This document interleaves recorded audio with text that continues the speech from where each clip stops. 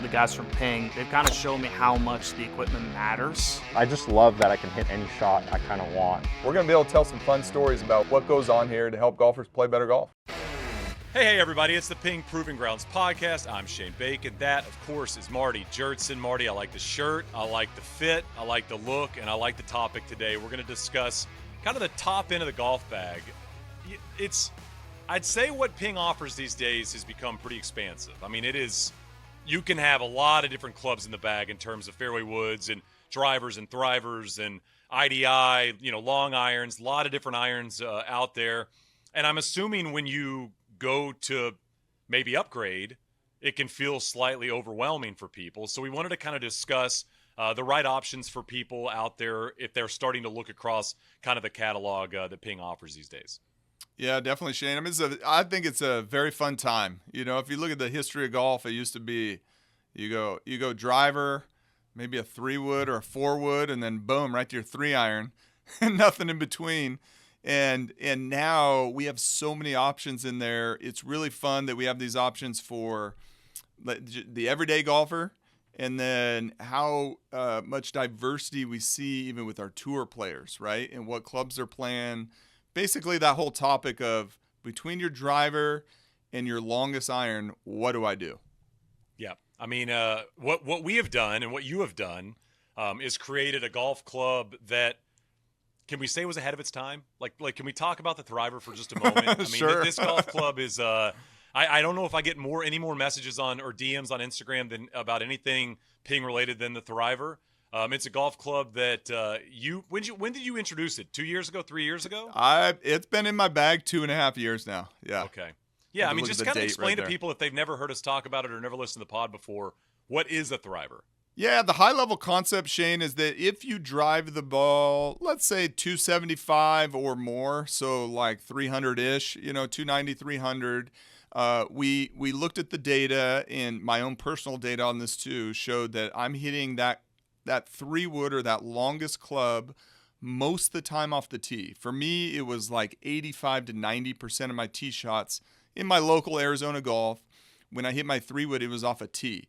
And I was kind of struggling with 3-wood off the tee for mechanical reasons, mental reasons. It was a little fragile, let's just call it. And so I built this. Listen, welcome to the club, my friend. Welcome to the club. Fragile, it's a good framing on. Is that just every golfer? That was all fragile, I think. So if you cure someone's fragile point in their golf game, you can do magical things. So that's what this driver has done for me. So it's 3-wood drivers, how the name came to be.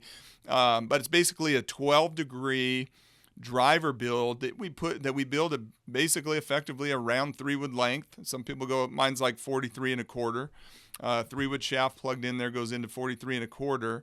I build a little flatter, a little heavier swing weight. I put the CG shifter in the fade position or the toe position, and I can tee it really low. And the dispersion you get when you use it as a tee shot club compared to a traditional 3-wood is phenomenal. Like your downline dispersion when we do a player test on this is like 50% smaller. So you literally hit it twice as straight off the tee.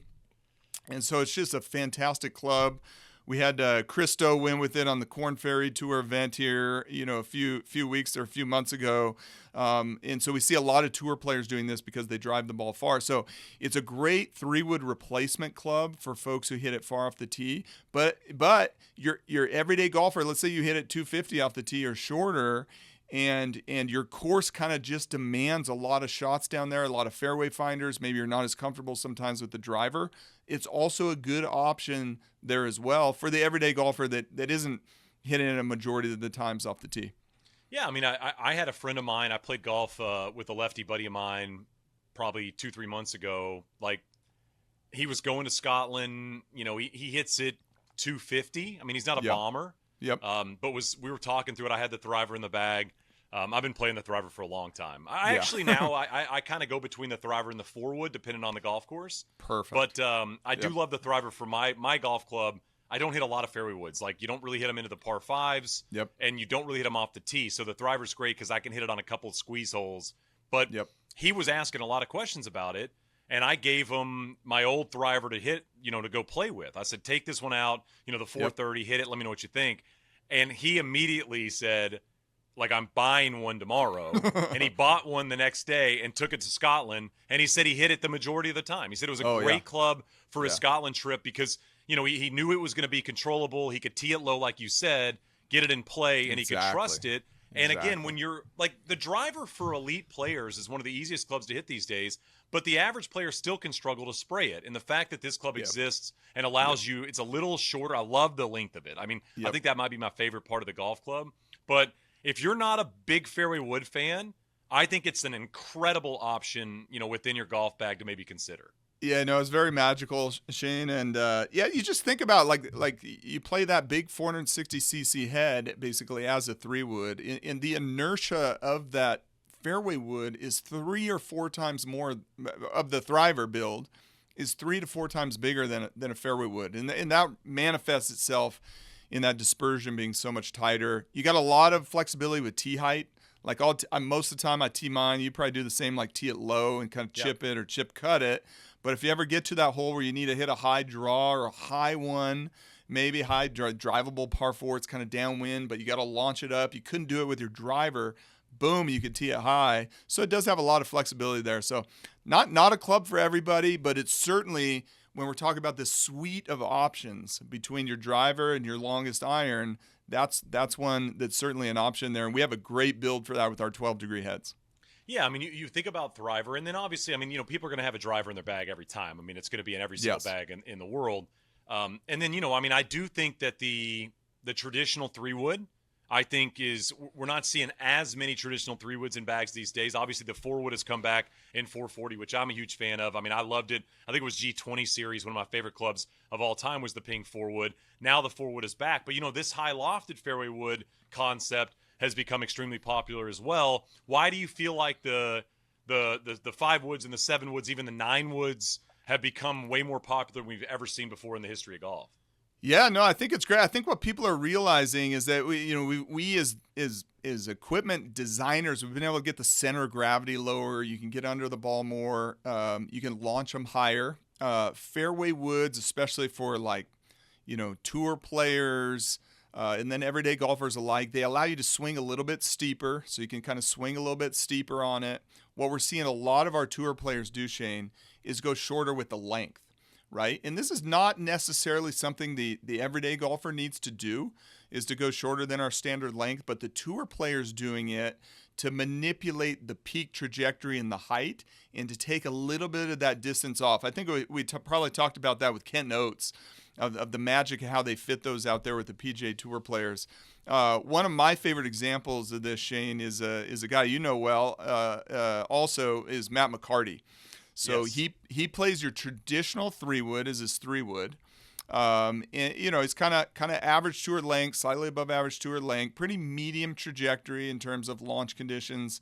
If we look at his 7-iron launch conditions, and then he plays our 7-wood, but he plays at I think 40 3/4 inches. So this is 1 1/4 inches short. He basically plays a 7-wood at hybrid length, right? If you think about it. And then he also has it in a little stronger position. He has it in our big minus position.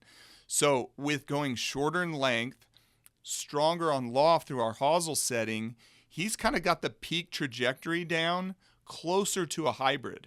But he can hit down on it a little bit steeper, easier to get out of the rough. And as you know, Shane, on the PGA Tour, there's so many of those long par 3s that are like 225 to 240 that club is magical. That's one of the big reasons why the tour players use it.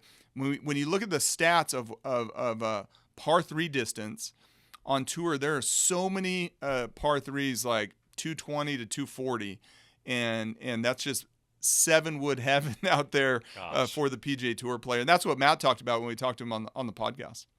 It's been a really cool club. I think for me, with my relationship with fairway woods has always been an interesting one. I just have never loved my 3-woods. Like over the years, it's always been a club in my bag that's given me the biggest fits. Yep. Even in like my college days, I kind of had the driver yips. I'd go 2-iron. I would just hit stinger 2-iron all over the place. I never liked. It was still a wood in my opinion.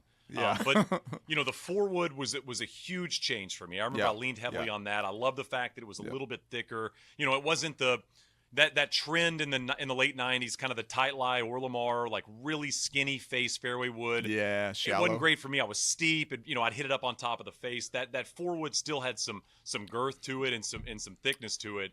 And I feel like the same with the 5-wood and the 7-wood in the recent iteration that Ping has offered is they're lofty, but you don't feel like you're giving up kind of the depth of face that you maybe used to have to give up when loft was introduced. I love that, Shane. I remember, with Hunter Mahan. I was with Hunter Mahan and Sean Foley on the range, and they're working on taking divots with the fairway wood. And it's I think you're nailing. And I kind of mentioned it when I said we've been able to get the CGs lower. Well, the secret that I think you hit the nail on the head is that the CG's low, so they fly nice. But we don't have to do it through making the face shallow. Yep. So you don't need to be afraid of hitting down on it a little bit more, going down and getting it.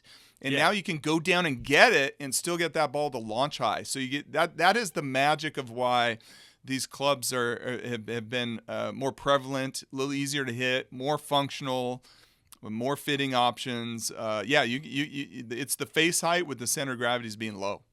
Marty, 14 clubs sound like a lot. It's not a lot. We all battle. I mean, you travel with like 100 clubs when you go on to these golf tournaments. I now travel with 15 or 16 when I go on golf trips. I always have, either an IDI in the bag, or I'll have maybe my 3-iron, or I'll have maybe an extra lofted wood in the bag. As we dive into this top-end fitting process in terms of the top end of your golf bag, let's say it's a 5-wood, it's an IDI 4-iron, it's an I-Series 3-iron. Like, how do you distinguish what a certain player might need, or a hybrid? Like, how do you figure out what a player might need? Is it club head speed? Is it attack angle? Like, what are you looking at in terms of figuring out that for an individual versus somebody else? Yeah, it's a great question, because we do now have so many options in there, Shane. I think the way to think about it, I think for the golfer out there, is you want to think about gapping. So you want to think about gapping, though, in two different ways. There's your downline gapping. That's your distance gapping, either carry or total, and that's going to depend on your course conditions, your weather, and your wind, and things of that nature. And then you want to think about your vertical gapping, and that's your peak height. Your peak height and your land angle. So that's the base, okay? It's like, okay, we got to build these clubs in here. How far do you need it to go, and how high do you need it to go? And that's your vertical and downline gapping. And then within that, we have plenty of flexibility for your course conditions. Is it windy? Is it firm? Are you playing most of your golf at one home course where you always have a couple long par threes where you're always going to need that 7-wood? And the greens are firm, maybe the greens are elevated, maybe you have to carry some bunkers in front, right? Is it always windy, or is it not? And then are you kind of a tournament golfer, competitive golfer? Do you travel a little bit, and do you need a couple options in there? That's more like you and I, or the tour player. I usually carry 16 clubs, and I got 3 options right there. That's in either 3 IDI, a hybrid, or a 5-wood, right? Those are my kind of 3 options depending on the course conditions. And again, to me, Shane, it still comes down to downline distance, vertical gapping, and then wind and land angle, right? And how much control do you need for those environmental conditions? The IDI has been just a savior for me. I mean, I've always loved kind of the driving iron concept. Again, kind of going back to, I was a sprayer of the driver in my early days. When technology couldn't save me like it can today. And I always would default to a long iron, to a driving iron, to something a little bit meatier, but still trust in that long iron versus a fairway wood. This IDI series, dude, is just changing it for me. I mean, I got 2, 3, 4. I'll sometimes play 2 depending on the golf course in the bag. Like, I might take a fairway wood or the driver even out of the bag at times. Yes. But IDI, if you struggle off the tee in terms of getting the ball in play, let me tell you, the IDI is at least worth a look. They're beautiful. They're meaty. The top line's great. I'm obsessed with this thing. Yeah, I think the fun part about the IDI, Shane, is it's shorter heel to toe. We've had the crossovers in the past, which have been great. Don't get me wrong, it's been great. But I love how you get the shorter heel to toe length, And then whether you're going to I-240 or Blueprint S or Blueprint T, it just blends right in both visually and the kinetics, like the forces you're applying to square the face. Everything marries up a lot better with the IDI. Which one do you playing day to day? Are you playing the 3? 3 as your like 245, 250 club? Or? Yeah, I mean, like out here, probably around that 240 number. Yeah. I will say, so I did the 2 and the 3 with graphite shafts, Yep. with more of a fairway wood level shaft, right? And then I did the 4 with a steel shaft, the same shaft I play on my irons. Yeah. And that loft on the 4, when you look down at it, it looks like you can't hit a bad golf shot. Yeah. I mean, yeah. like I almost wish it was a full set of IDIs. I look down and Same. it's crazy, like how much I want to put it in play on golf courses I probably shouldn't put it in play. Yeah. I'm playing the 4. Like I replaced my Blueprint S with the IDI 4, and I'm Wow. playing our Tour 90 X hybrid shaft in it. And this thing is perfect. I think not that it surprised me, but I think on a pod earlier this summer I was like, the IDI is the sleeper club of the year. Yeah. And right when they went on tour, Shane, man, these things exploded in terms of usage. With players that were playing some legacy crossovers and things of that nature, like Victor Hovland put it right in over there for the Open and the Scottish Open, and then the ultimate ball striker out there, Corey Connors, he's playing the 4 IDI as his 4-iron, just like me and you. Yeah, crazy. I mean, absolutely. Now you know what? You might have convinced me. I mean, I literally might get done with this podcast and walk 6 feet and put it in the bag instead of my I 4-iron in there right now, but. The mixed bag's important. I mean, I think it's a big thing. In terms of trends on tour, which way do the tour players go I mean, I know it's kind of all over the bag, but which way do the tour players go in terms of kind of the top end of their golf bag?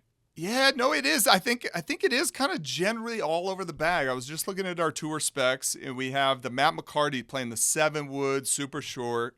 Then we got Corey Connors. He's playing what's effectively like a 6 wood. You know what I mean? He's taking the 5 wood, adding a little loft, not playing it quite as short as Matt McCarty. We got Victor playing the 3 IDI pretty much week in and week out, right? So some of the guys that can elevate the ball a little bit more on command for those long par 3s. IDI being shorter heel to toe is way better out of the rough now.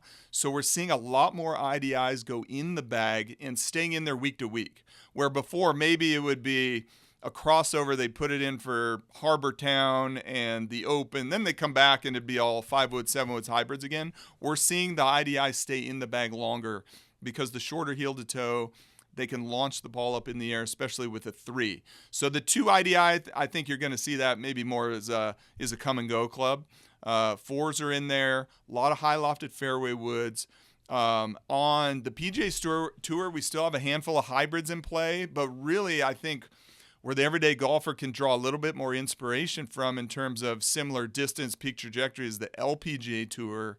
We absolutely are dominating over there with hybrids, right? Okay.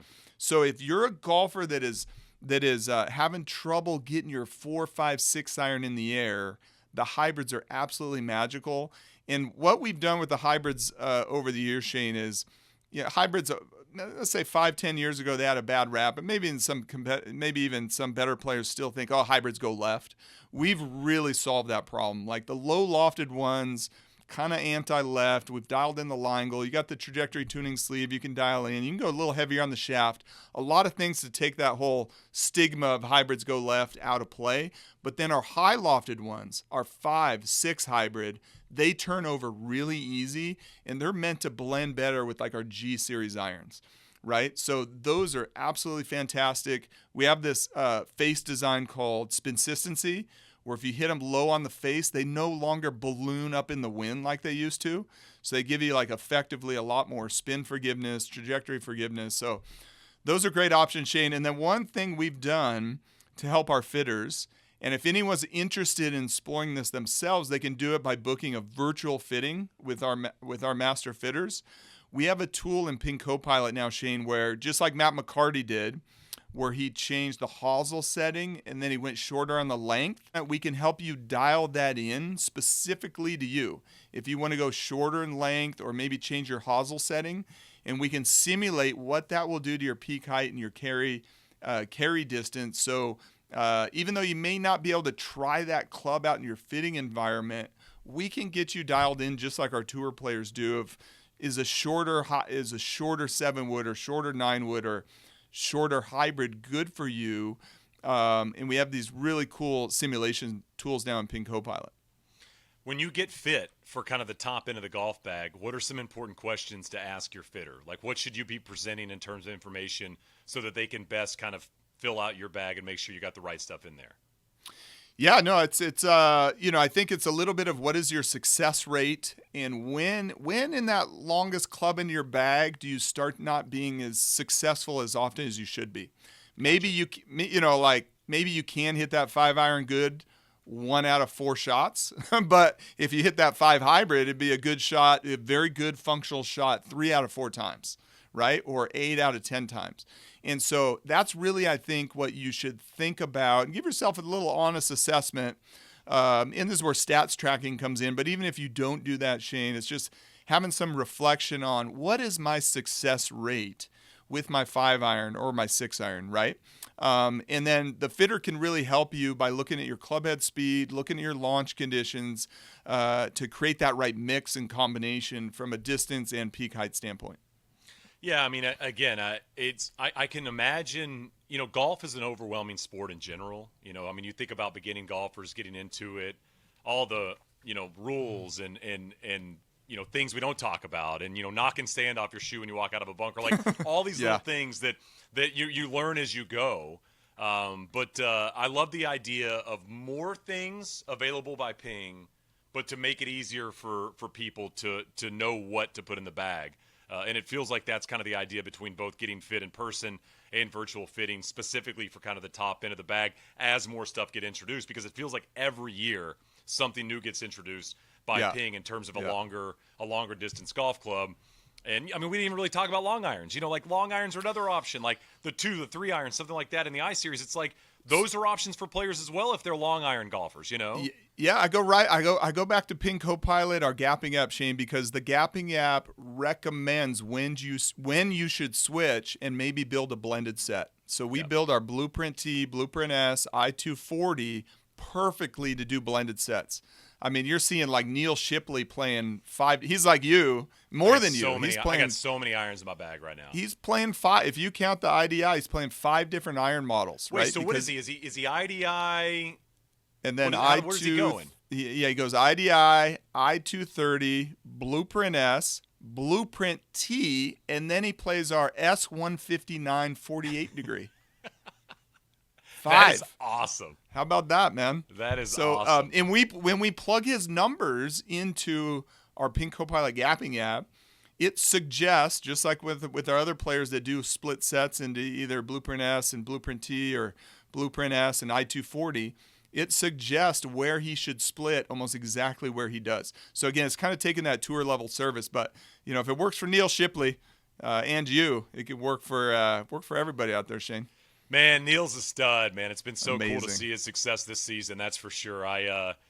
You think about early in the year, and he's in the commercials for Ping, and he's kind of the star of these commercials, right? And then to have the season he's had, and to go out there and play so well on the Korn Ferry Tour, it's been a lot of fun. He's a really good dude. He's a fun dude to watch play. I love when we have him in our windows. It's just it's great. I can't wait to watch him on the big show next year, and we got to get Neil on the pod. You know That'd what? Be a fun we one. need to get Neil on the pod. We got to get the team on it. That's top end fitting. I mean, I think it's a great conversation had. As we said, this isn't your grandfather's, golf equipment anymore. I mean, this is a lot of options. All make a lot of sense for a certain golfer, and it can be complicated. And we're here to try to make it a little easier on Absolutely. you. So dive into it. I'm waiting for the Thriver to change names to like the Jurtson in the next iteration. We'll see if we get there, but I'll have my fingers crossed if we could ever get there in that world. But it's definitely your baby, and I love it in my bag, just like I love the IDI. That's Marty. I'm Shane. This is the Ping Proving Grounds Podcast.